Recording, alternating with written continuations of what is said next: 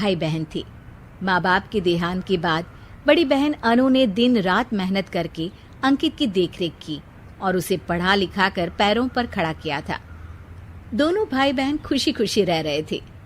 एक दिन, दीदी मुझे जॉब मिल गई है। अरे वाह भैया, तेरी मेहनत सफल हुई। मेरी मेहनत नहीं दीदी, आपकी मेहनत। अगर पापा के निधन के बाद मेरी जिम्मेदारी आप न उठाती तो ये सब नहीं हो पाता। मेरी सफलता सिर्फ आपके बलिदान की वजह से है दीदी। कुछ महीनों बाद अंकित की शादी सीमा से हुई।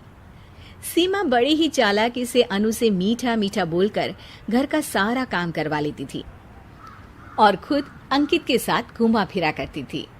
वैसे तो वो सिर्फ खाना बनाने का काम ही घर में करती थी, लेकिन अब उसे उससे भी छुटकारा चाहिए था। इसीलिए एक दिन, दीदी मेरे हाथ का खाना अंकित को पसंद नहीं आता, क्या आप खाना बना दोगी प्लीज? अरे हाँ, ये भी कोई कहने की बात है, जरूर। सीमा इस बात से मन ही मन बड़ा खुश होती है और अगले दिन के झाड़ू पोछे के काम से छुटकारा पाने के लिए एक और तरकीब लड़ाती है। हॉल में जोर जोर से कराहने लगती है। उसके कराहने की आवाज सुनकर अनु हॉल में भागती हुई आती है। क्या हुआ सीमा? दीदी, लगता है मेरी कमर अकड़ गई है। वो क्या है ना, मुझे झाड़ू पोछा करने की आदत नहीं है ना। मेरी मम्मी पापा ने मुझसे कभी ये काम नहीं करवाया। अरे कोई बात नहीं, झाड़ू पोछा ही तो है, मैं कर लिया करूंगी। ऐसे ही धीरे धीरे सीमा ने घर के सारे कामों का बोझ अनु पर डाल दिया। घर का सारा काम अनु करती थी, फिर भी सीमा को अनु से छुटकारा चाहिए था। इसलिए एक दिन वो अंकित के ऑफिस से लौटने से ठीक पहले ढेर सारे कपड़े लेकर धोने का नाटक करने बैठ जाती है। अरे सीमा, इतने कपड़े? अब क्या करूं, अकेली पड़ जाती हूँ, करना तो मुझे ही है ना। अरे दीदी से मदद ले लेती। अच्छा, ताकि सारा जमाना कहे कि भाभी बड़ी ननद से काम करवा रही है।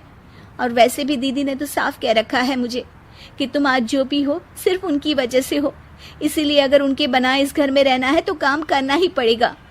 ये सब सुनकर अंकित को बहुत गुस्सा आ गया। उसने अनु को बुलाकर कहा, दीदी ये घर पापा ने बनाया था और इसमें मेरा भी हिस्सा है और मुझे वो चाहिए। ये सुनकर अनु को बुरा तो लगता है, मगर वो दूसरे ही दिन घर का बंटवारा करने के लिए वकील के पास चली जाती है। वहां से लौटते हुए अनु का एक्सीडेंट हो जाता है, जिससे वो दोनों पैरों से अपंग हो जाती है। अब मजबूरन उसकी पूरी देखरेख सीमा को करनी पड़ती है। एक दिन सारे कामों से थक कर सीमा अंकित से कहती है, अजी सुनते हो, अब मुझसे तुम्हारी ये बहन की सेवा ना होगी। अगर कल तक तुम इसका बंदोबस्त नहीं करते तो मैं घर छोड़कर चली जाऊंगी। अरे ये कैसी बातें कर रही हो, इस हालत में वो कहाँ जाएंगी? मैं कुछ नहीं जानती, बस कल ये इस घर में मुझे दिखनी नहीं चाहिए।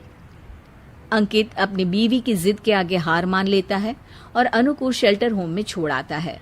3 महीने बाद, अजी सुनते हो, ये आपके लिए एक पार्सल आया है, ये लीजिए। अरे इसमें तो घड़ी है और एक चिट्ठी भी है। दिखाइए तो। अरे वाह, बड़ी ही सुंदर घड़ी है, लेकिन ये आपको भेजी किसने? पता नहीं, शायद चिट्ठी में कुछ लिखा हो। आशा करती हूँ ये घड़ी तुम्हें पसंद आएगी। रक्षाबंधन की बहुत शुभकामनाएं, तुम्हारी दीदी अनु। चिट्ठी पढ़कर अंकित की आंखें भर आती है। मैं दीदी को लेने जा रहा हूँ सीमा। अरे घड़ी भेज तो दी उन्होंने, अब क्यों जाना उनके पास?